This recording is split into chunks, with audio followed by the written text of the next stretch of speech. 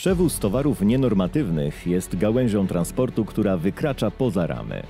Wymaga specjalnych zezwoleń, precyzyjnego planowania, odporności na stres i umiejętności rozwiązywania niespodziewanych problemów. Przejazdy odbywają się praktycznie tylko nocą i są wyjątkowo skomplikowanymi przedsięwzięciami. Ich sens wynika z faktu, że realizowane inwestycje wymagają wielkogabarytowych części składowych urządzeń i budowli. Takimi elementami są dźwigary o rozpiętości 45 metrów wytworzone w firmie Pekabex.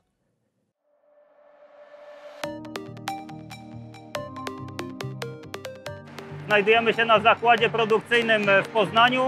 Zakład produkcji prefabrykatów w Poznaniu zajmuje się zarówno produkcją prefabrykatów zbrojonych, jak ściany, słupy, belki zbrojone, jak również elementami z zastosowaniem cięgien sprężających, które pozwalają nam na produkcję prefabrykatów o bardzo dużych rozpiętościach. Jak tutaj za mną dźwigar 45-metrowy, który właśnie dzięki zastosowaniu stali miękkiej zbrojonej wraz w połączeniu ze stalą sprężającą daje możliwości produkcji takich elementów oraz noszenia dzięki temu obiektów, które mają między słupami rozpiętość po 45 i powyżej metrów. Jest to rekordowy dźwigar wyprodukowany przez firmę Pekabex. Do tej pory najdłuższy dźwigar, jaki wyprodukowaliśmy o podobnym przekroju i miał 43,5 metra. Pierwszy etap produkcji to przygotowanie projektów elementów prefabrykowanych. Kolejnym krokiem jest wykonanie zbrojeń. Pręt zbrojeniowy gięty jest automatycznie według schematu, który wczytywany jest za pomocą kodu kreskowego. Z przygotowanych strzemion na odpowiednich stanowiskach budowane są kompletne zbrojenia dla różnego rodzaju prefabrykatów. Po umieszczeniu zbrojeń na linii produkcyjnej zostają wprowadzone cięgna sprężające. Gotowe zbrojenie umieszcza się w metalowej formie lub buduje się formę sklejkową, która pozwala na ułożenie mieszanki betonowej. Również w tym przypadku transport części formy umożliwiają suwnice. Po zakończeniu naprężania cięgien sprężających przystępuje się do zamykania form. Po zamknięciu formy operator przemieszcza podwieszony do suwnicy zbiornik z betonem. Przez szczelinę wylewa odpowiednią ilość mieszanki. Po ułożeniu w formowanym elemencie mieszanki betonowej i uzyskaniu przez beton przynajmniej 70% wymaganej wytrzymałości, forma jest otwierana. Naciąg jest zwalniany, a cięgna przecinane pomiędzy blokiem oporowym a początkiem elementu oraz na jego końcu. Gotowy element za pomocą suwnicy wyciągany jest ze stanowiska i przenoszony bezpośrednio na naczepę ciężarówki do przewozu towarów ponadnormatywnych. W ten sposób prefabrykat jest wywożony do magazynu wyrobów gotowych, gdzie będzie oczekiwać na transport na plac budowy. Element jest pobierany z naczepy za pomocą zdalnie sterowanych suwnic. Szczególne znaczenie ma bezpieczne zamocowanie haków suwnicy do uchwytów prefabrykatu. Wykorzystywane są suwnice samojezdne bramowe o udźwigu 60 ton.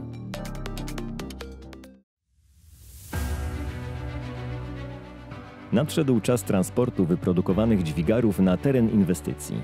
Specjalna naczepa wysuwa się na odpowiednią długość, tak aby stanowić stabilną platformę dla przewożonego elementu. Operatorzy suwnic ostrożnie umieszczają prefabrykat na naczepie.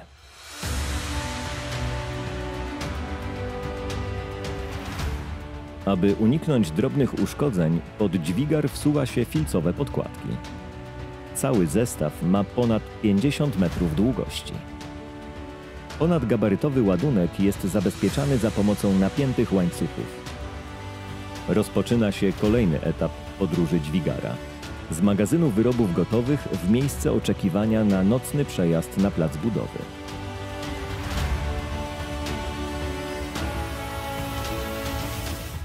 Pilot jest w stałym kontakcie radiowym z kierowcą i wspomaga go w omijaniu przeszkód.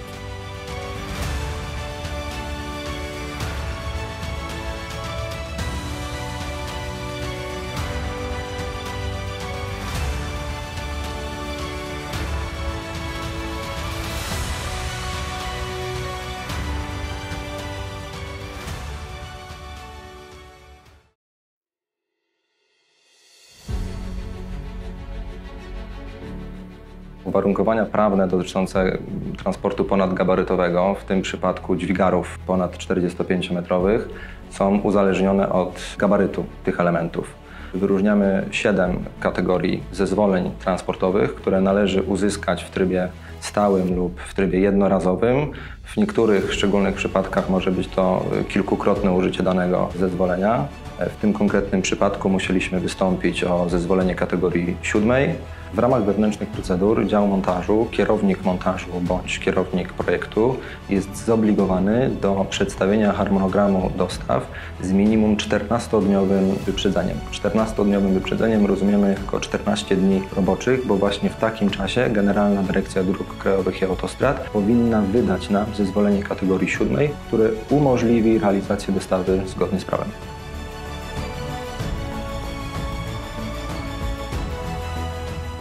Przygotowanie takiego transportu zajmuje nam średnio kilka tygodni. To, co składa się na okres przygotowania, to są objazdy tras, z reguły kilku tras. Musimy dobrać trasę najbardziej optymalną pod względem kosztów transportu, zachowania bezpieczeństwa dla innych użytkowników ruchu drogowego i zminimalizowania utrudnień dla tych użytkowników. Transport rusza w drogę. Trasa, na którą otrzymano pozwolenie, nie jest najkrótsza ze względu na brak możliwości przejazdu przez jeden z mostów. Dlatego konieczny jest wybór alternatywnej drogi. Cała operacja realizowana będzie w konwoju 2 pojazdów ciężarowych i samochodów pilotujących. Kierowcą pierwszej ciężarówki jest pan Przemysław, drugiej pan Wiesław. Transport jest wspomagany przez 3 pilotów. Ruszamy. Lewa czysta. Zamek tam zwolni troszkę, niech się tam Wiesław dojdzie. Dobra. Przemo jako pierwszy blokuje prawą stronę, jest czysto. Wiesław, patrz tam na tył. A jedziemy.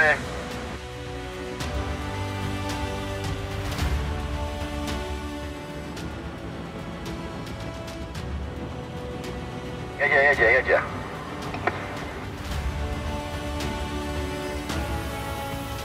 Tył przeszedł, tam patrz na lewą stronę w razie W. Teraz ja przejmuję Przemka. Przemek, jedziemy do przodu. Prostuj.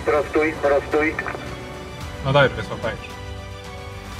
Tu jest okej, prawa strona, luzik, z lewej masz luz, jedź. Dobra, prostuj, pomału prostuj.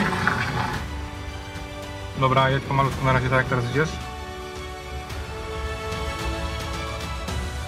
Konwój dociera do pierwszej przeszkody – ronda. I cały czas już idziemy.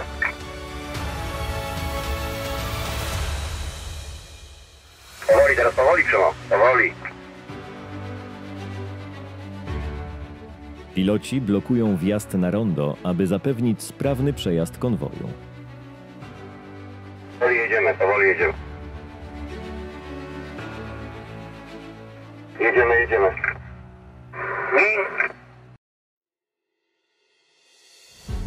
Kierowca uważnie sprawdza, czy transportowany obiekt minie bezpiecznie słup sygnalizacji świetlnej.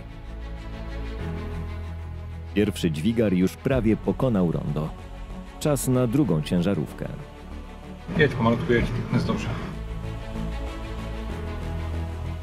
Pan Przemysław prostuje koła zestawu i wyjeżdża z ronda.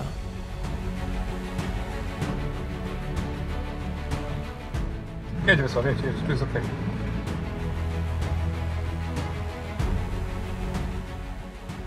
Jedź, jest dobrze, jedź.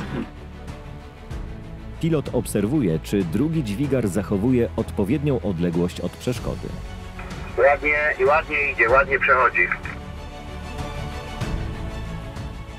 Pomalutku prosto.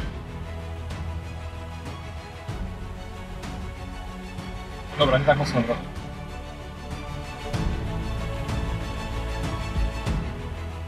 Jedzie Adam do przodu. Prostuj. Dobra. Jadę za Przemkiem. Wiesław jest z prawej.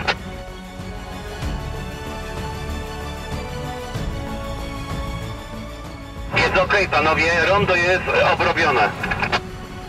Okej, jadę tu zamknąć. Mamy następną przeszkodę z Wężka. Powolutku przechodzimy.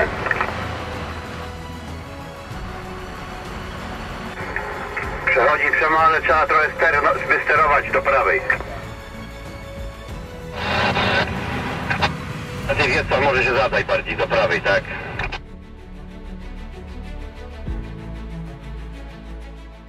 Po prostu jedziemy.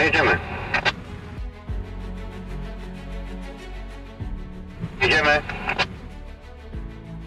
Zielone.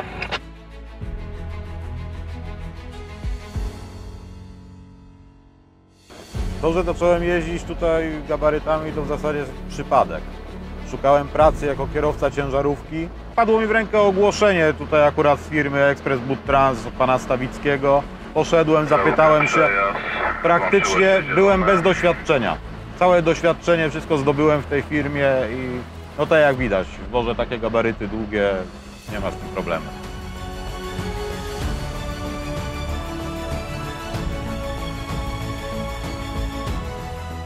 Podczas jazdy nie dość, że przodem ciągnikiem trzeba kierować, to jeszcze dodatkowo z tyłu mam do kontrolowania pilota, żeby wspomagać osię na większych skrętach, dokręcać, prostować, żeby przechodziło.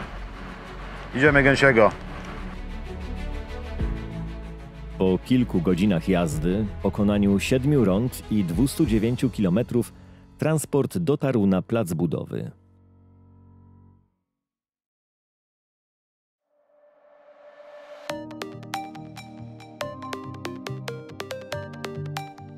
Od samego rana rozpoczyna się rozładunek dźwigarów. Pan Przemysław pilotuje kierowcę Wiesława tak, aby bezpiecznie podjechał do miejsca, gdzie element zostanie podjęty przez żurawie. Cały czas utrzymują między sobą kontakt radiowy. Manewrowanie po raz kolejny ułatwiają skrętne osie tylnego wózka.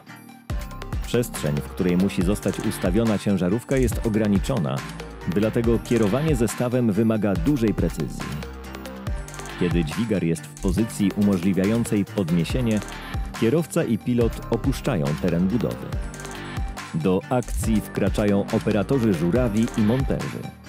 Operacja odbywa się przy pomocy 2 żurawi. Dźwigar zostaje podniesiony na odpowiednią wysokość i zawieszony w pobliżu słupów, na których spocznie.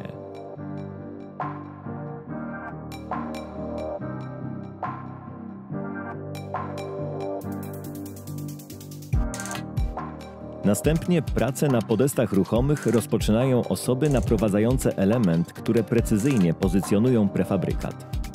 Po niespełna 15 minutach 46-metrowy dźwigar zostaje umieszczony na podporach. Dzięki zaangażowaniu i profesjonalizmowi pracowników na każdym etapie procesu, kilkanaście sztuk wielkogabarytowych elementów zostało wyprodukowanych, przewiezionych i zamontowanych w czasie około 1 miesiąca. Szczególnie istotny był transport prefabrykatów wymagający zaplanowania i pracy w trudnych warunkach, nocą, pod presją czasu. Mimo to cała operacja zakończyła się sukcesem.